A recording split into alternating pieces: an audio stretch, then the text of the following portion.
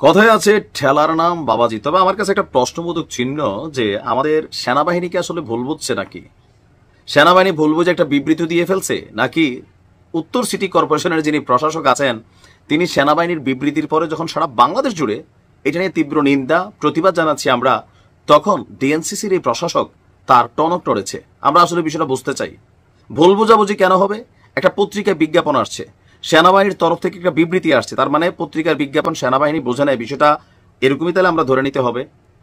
আজকে আপনারা নিশ্চয়ই দেখছেন একটা নিউজ সকালবেলা থেকে ভাইরাল, এবং সেনাবাহিনীটা নিয়ে একটা বিবৃতি দিছে যে ঢাকাতে যে কুরবানি হবে, তো কুরবানির যে বর্জ্য মানে ময়লা, এগুলো পরিষ্কার করা লাগে, ঝাড়ু দেওয়া লাগে, গোবর পরিষ্কার করা লাগে, গরুর আতজুরি চামড়া এগুলোরে প্রসেসিং করে শহরটারে ক্লিন করা লাগে।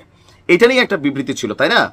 এখন ঈদুল আজহায় কুরবানির পশুর বর্জ্য ব্যবস্থাপনা এবং এডিস মশা নিয়ন্ত্রণে সেনাবাহিনী যুক্ত করা নিয়ে ঢাকা উত্তর সিটি কর্পোরেশনের প্রশাসক এজাজের বক্তব্য সম্পর্কে যখন সেনাবাহিনী বিজ্ঞপ্তি দিয়েছে, ওই বিজ্ঞপ্তির পর উত্তর সিটির প্রশাসক এজাজ তিনি আবার প্রথম আলোকে জানিয়েছেন যে এটা ভুল বোঝাবুঝি ছাড়া কিছুই নয়।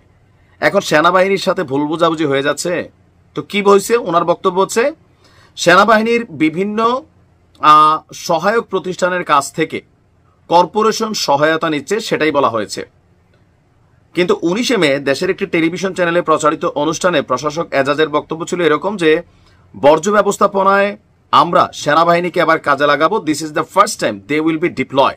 এটা টেলিভিশনে প্রচারিত এজাজ সাহেবের মুখের বক্তব্য। 19 মে তিনি এই কথা বলছেন। তো এখন তিনি বলছেন কি, যখন ফেসবুক এটা নিয়ে সেনাবাহিনী বিজ্ঞপ্তি দিছে তখন ওনার বক্তব্য হচ্ছে যে আপনার যে প্রতিটি ওয়ার্ডে আমরা আলাদা করে কমিটি করছি, তাছাড়া আমরা চেষ্টা করবো এবার আর্মিকে ডিপ্লয় করার জন্য। 19 তারিখে তিনি বক্তব্য দিচ্ছেন যারা ময়লা কালেকশন করেন এখনো তো আমরা তাদের কোনো ধরনের অনুমতি দেয়নি, আমরা আর্মির মাধ্যমে কুরবানির আগে এটাকে প্রসেসে নিয়ে যাব।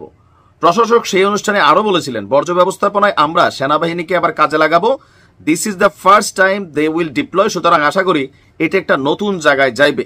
এমনকি তিনি কারণ দেখাছিলেন তখন ওয়ার্ড কাউন্সিলররা না থাকায় লোকবল সংকটের কারণে কুরবানির ঈদের পরিস্থিতি কেমন হবে। প্রশাসক বলছিলেন আমি সাপোর্টটা একটা বড় সাপোর্ট হবে, আর্মির সাপোর্টে একটা বড় ধরনের স্ট্র্যাটেজিক মুভ হবে আমাদের। আর সঞ্চালক ডেঙ্গু মোকাবেলা নিয়েও সেনাবাহিনীর ইস্যুটা যখন আনছেন তখন তিনি একই কথা বলছিলেন। এখন তিনি বলছেন সেনাবাহিনীর বিবৃতির পর যে আমরাও একটা ফেসবুক পেজে রিজয়েন্ডার দিয়েছি, কোনো নিউজ দেখে হয়তো বা এটা করা হয়েছে, আমরা অলরেডি সাপোর্ট নিচ্ছি। এখানে এখন উত্তর সিটি কর্পোরেশনের বিভিন্ন শাখা কাজ করছে। সেনাবাহিনীর কাজ তো দেশকে রক্ষা করা, এটা ভুল বুঝাবুঝি, এছাড়া আর কিছুই না। সেনাবাহিনীর সহায়ক প্রতিষ্ঠান সেনাবাহিনীকে নয়।